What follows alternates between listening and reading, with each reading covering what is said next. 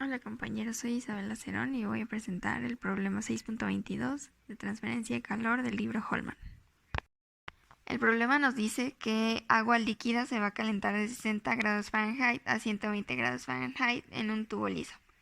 El tubo tiene calentamiento eléctrico que provee un flujo de calor constante que hace que la temperatura de la pared se mantenga siempre 30 grados centígrados por encima de la temperatura total del agua. El número de Reynolds usado para calcular el coeficiente de transferencia de calor es 100.000 y se debe calcular la longitud del tubo requerida para el calentamiento si el tubo tiene un diámetro de 0.5 centímetros. Debemos expresar la longitud en metros. Primero puse todos los datos que nos da el problema del lado superior izquierdo, siendo TB la temperatura del agua y TW la de la pared. Nos dice el problema que se debe sacar el coeficiente de transferencia de calor, es decir, H. Y con este dato y las fórmulas de continuidad y de enfriamiento de Newton podemos despejar la longitud, que es el dato que nos piden al final. Para sacar H hay que tomar en cuenta que es un tubo liso y por el Reynolds sabemos que es flujo turbulento. Con estos datos podemos usar la fórmula de este tipo de flujo de Ditus-Volter para calcular el número de Nusselt, del cual podremos despejar y sacar el valor de H. Para esto necesitamos calcular el número de Prandtl con las propiedades del agua a la temperatura promedio de este fluido, que en este caso es de 32.15 grados centígrados. Usé la tabla A.4.1 de propiedades físicas del agua a la presión de saturación y usé las temperaturas de 30 y 35 grados para interpolar los datos del calor específico, la conductividad térmica y la viscosidad a 32.1 grados centígrados. El CP salió de 4.1755 kilojoules entre kilogramo Kelvin, que pasé a joule entre kilogramo Kelvin dando 4175.57. La conductividad térmica salió de 0.6188 watts entre metro Kelvin y la viscosidad dio de 761.17 por 10 a la menos 6 pascales por segundo. Con estos datos, el Prandtl me dio de 5.13. Igualando la fórmula de continuidad y la ley de enfriamiento de Newton, podemos despejar la longitud.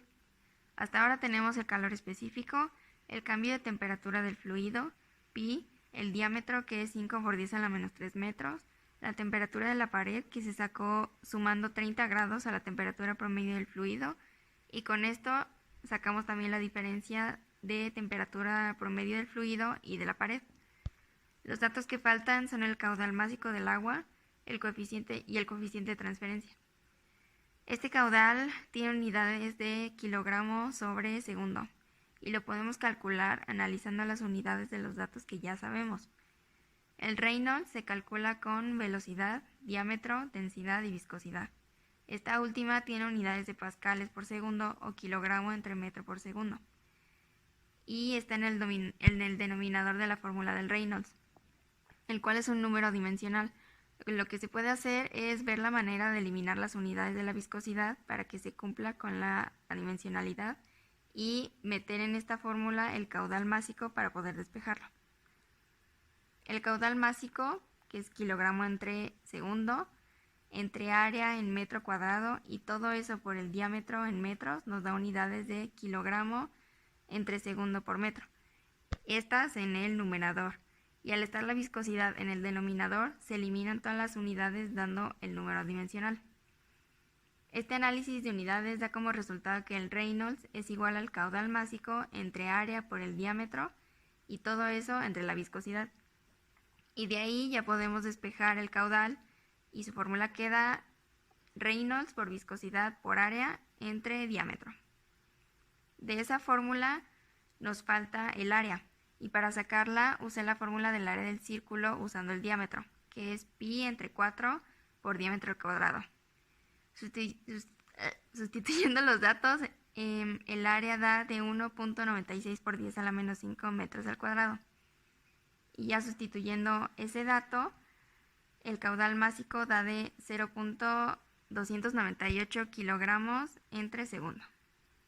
Ahora ya tenemos todos los datos para poder sustituir en la igualdad que está hasta arriba de esta diapositiva y poder sacar H, sustituirlo y despejar la longitud. Para calcular el coeficiente de transferencia de calor se necesita el número de Nusselt, la conductividad térmica que ya tenemos y el diámetro que también ya tenemos, así que solo falta calcular el Nusselt.